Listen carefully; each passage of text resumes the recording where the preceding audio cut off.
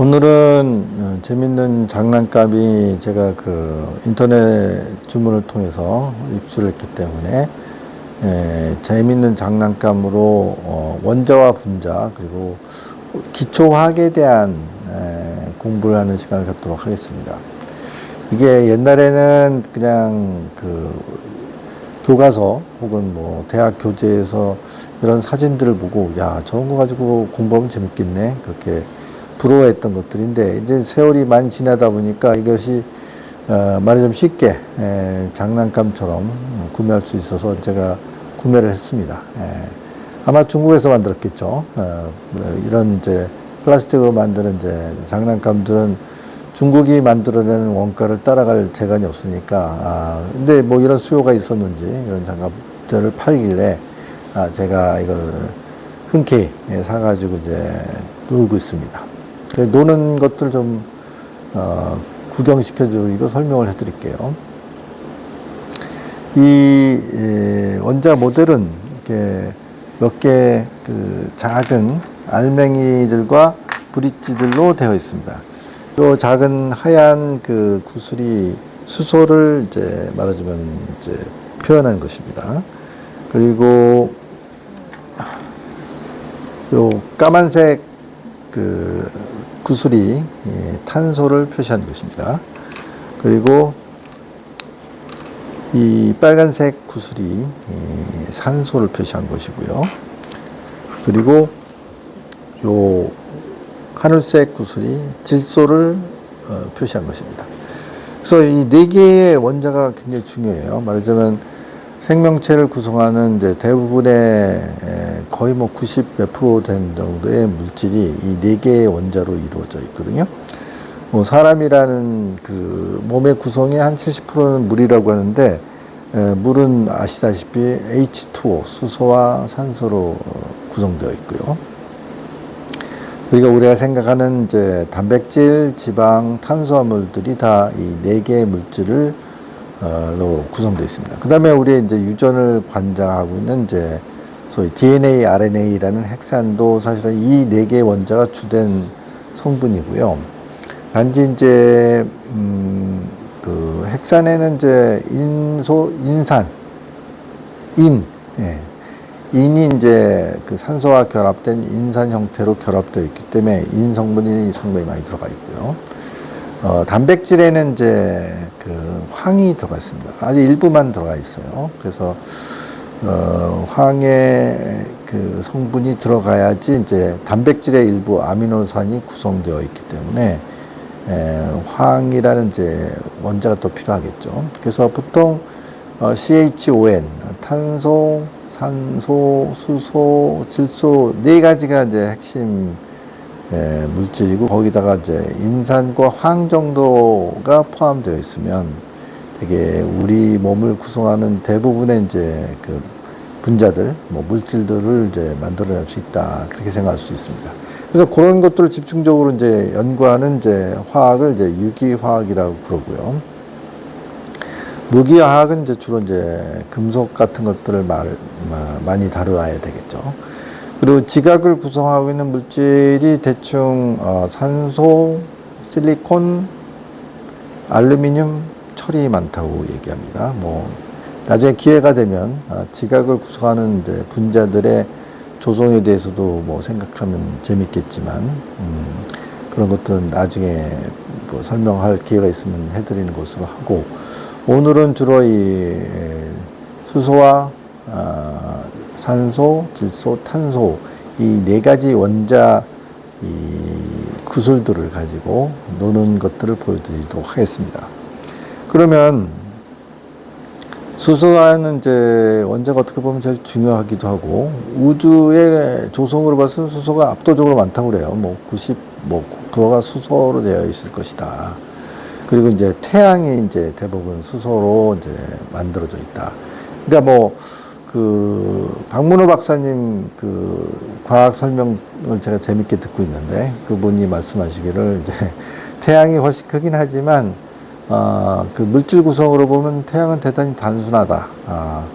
수소와 헬륨 정도만이 들어있는 아주 단순한 구조로 되어 있는데 비해서 지구는 작은 이제 천체임에도 불구하고 사실은 92개의 원자가 다 들어있고, 물론 이제 조성은 압도적인 이제 차이가 있습니다. 지구의 안으로 들어가면 이제 소위 내핵이라는 데인데, 거기 뭐 압도적으로 철과 니켈이라는 금속이 뭐 대부분의 그 비중을 차지하고 있다고 얘기하고 있어요. 하지만 이제 우리가 살고 있는 이제 땅가죽 지각에서는 이제 훨씬 다양한 이제 물질들이 있고요. 그 물질들 중에서 사실은 압도적으로 또 이제 많이 차지하는 게 뭐겠어요? 일단 공기는 질소와 산소, 질소가 80%, 뭐 산소가 20% 차지하고 있다고 얘기하죠. 그걸 일단 이 모델을 가지고 만들 수가 있어요. 그러면 이제 이 구슬과 구슬을 연결해야지 분자 모델을 만들 수 있기 때문에 여기서 이제 이 장난감을 파는 이제 이 봉지 안에는 브릿지들이 들어있어요. 3가지 브릿지가 들어있습니다. 아주 짧은 거 하나, 아주 짧은 거 하나, 그 다음에 중간 길이의 브릿지, 그 다음에 좀 다소 길고 약간 이렇게 구부릴 수 있는 그런 좀 긴 브릿지가 있습니다. 이 3가지를 가지고 상당히 분자 모델들을 쉽게 만들 수 있습니다.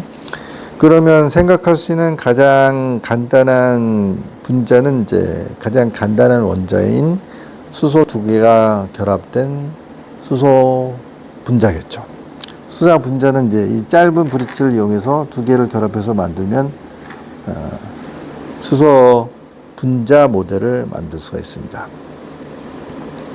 자, 이렇게 되겠어요. 수소 원자 2개가 아주 밀접하게 붙어서 수소 분자가 되는 것이죠.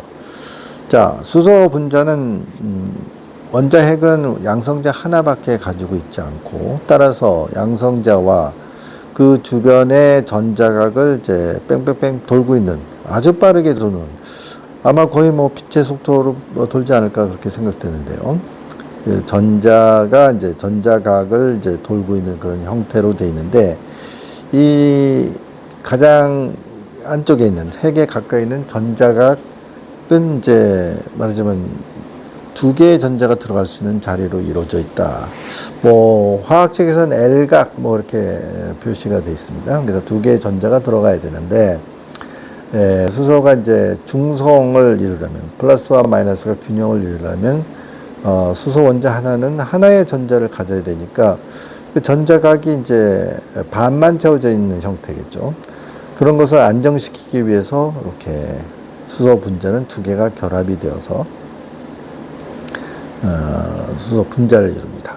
말하자면 이제 수소가 갖고 있는 전자와 상대방의 그 수소 원자가 가지고 있는 핵 사이에 잡아당기는 힘, 그 말이죠. 전기적으로 이제 서로 극성이 다른 것들이 당기는 인력을 가지고 있다고 하죠. 그런 것들이 작동을 한다.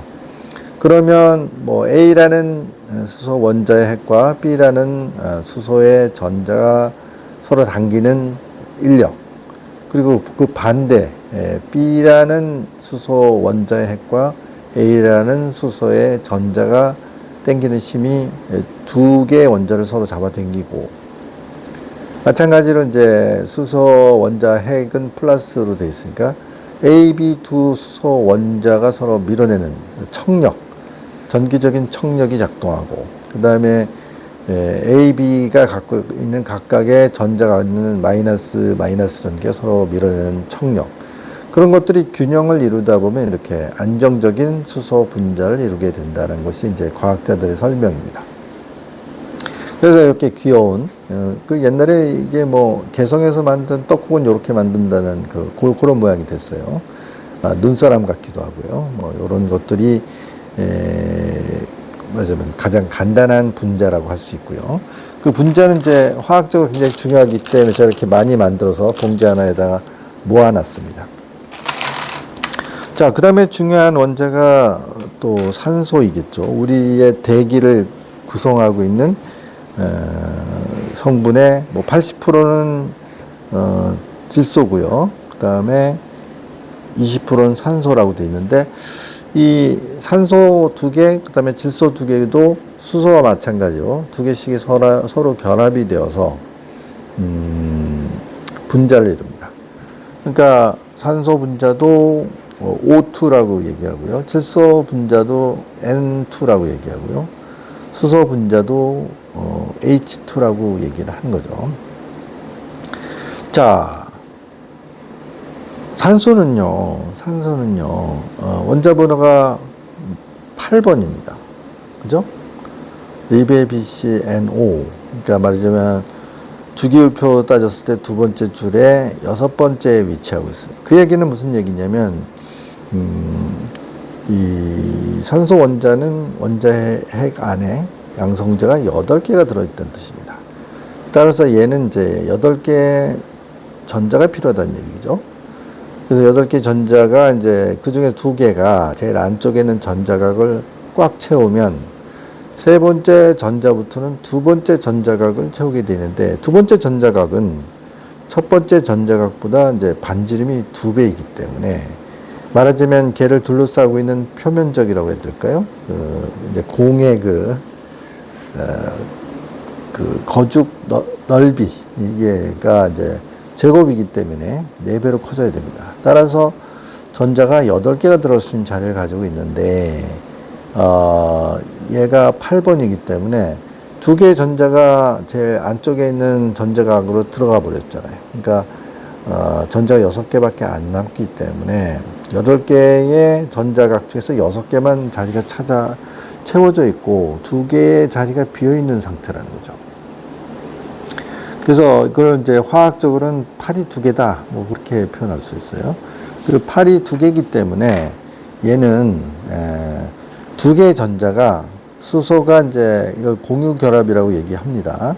수소 전자가 아주 근접해 가지고, 말하자면 하나의 원자처럼 비슷하게 된 상태에서 그 둘러싸고 있는 전자각이 결합이 되어서, 말하자면 이제 전자 하나가 A 원자의 전자 노릇도 하고 B 전자의 전자 노릇도 하면서 공유하는 형태로 분자를 이루듯이, 수소 원자도 마찬가지로 2개의 전자가 양쪽을 왔다 갔다 하면서 자리를 채워주는 것 같은 형식을 취하기 때문에 O2가 되고요. 그 다음에 이제 질소도 마찬가지라는 거죠. 질소는 원자 번호가 7번이기 때문에 제일 안쪽에는 전자각 2개는 전자 2개가 꽉 채워져 있고, 나머지 5개의 전자가 두 번째 전자각을 채우다 보니 구멍이 3개라는 거죠. 그러니까 말이죠, 화학적으로는 팔이 3개인데 그 3개의 전자가 양쪽 원자의 전자 역할을 함으로써 결국은 이제 그 두 번째 전자각이 어느 정도 채워진 형태를 해서 공유 결합이 된다. 그걸 표현하기 위해서 이렇게 약간 구부러질 수 있는 2개의 이제 요건 2개, 요건 3개의 브릿지로 연결시켜서 요것은 이제 질소 분자, 우리의 공기를 80% 채우고 있는 질소 분자가 되고, 요거는 이제 20%를 채우고 있는 산소 분자 형태를 취한다는 거죠.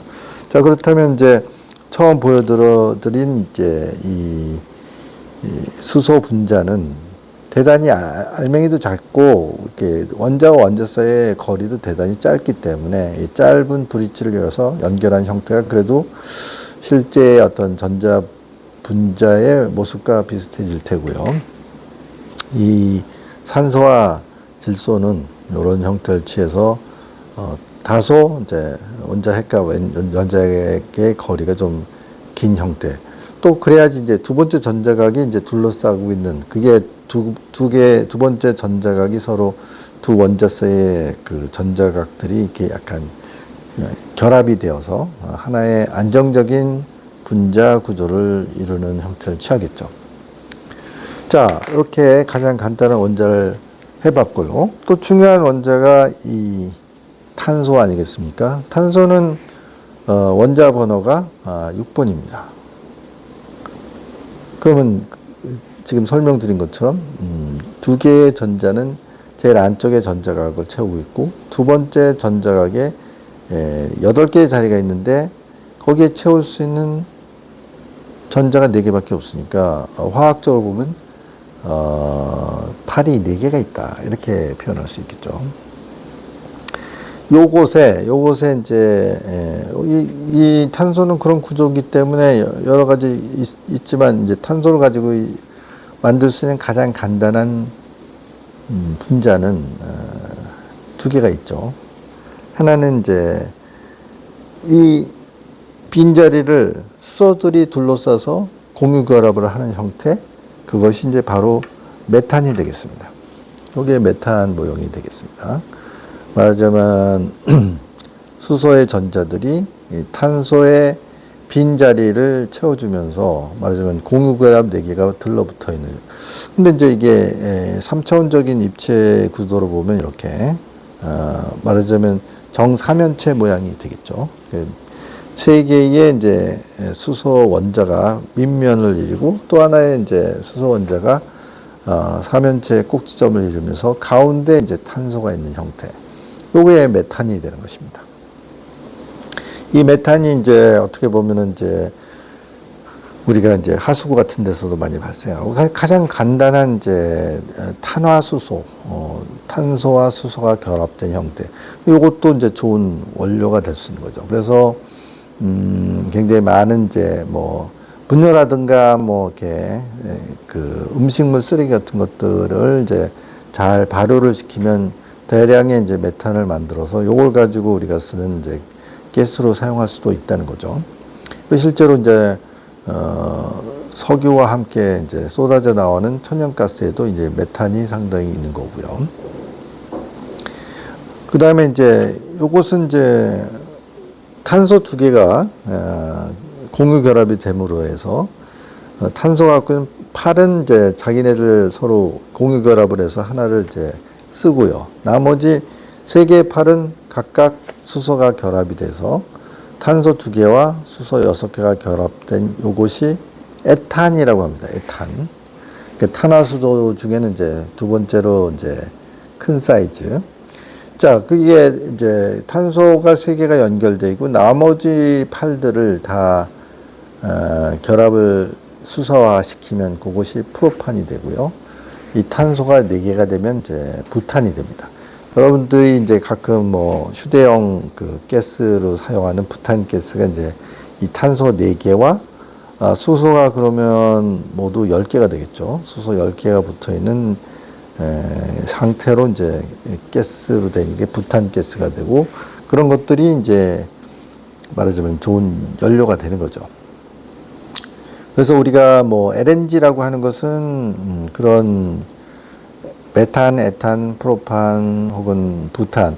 되게 부탄 뭐 그다음에 5개 붙어 있는 펜탄 뭐 요런 정도까지가 이제 상온에서 기체 상태를 유지할 수가 있기 때문에 그런 것들이 결합된 형태가 이제 말하자면 뭐 천연가스 뭐 이렇게 얘기한 거고 천연가스를 이제 압축을 시켜서 액화를 시킨 것을 LNG, 액화 천연가스 이렇게 얘기하는 것이고 지금 이제 우크라이나 전쟁에서도 소위 그 천연가스를 이제 그 중심으로 한 이제 논란이라고 해야 되나요? 뭐 이제 국제간의 갈등이 있는 거 아니겠어요?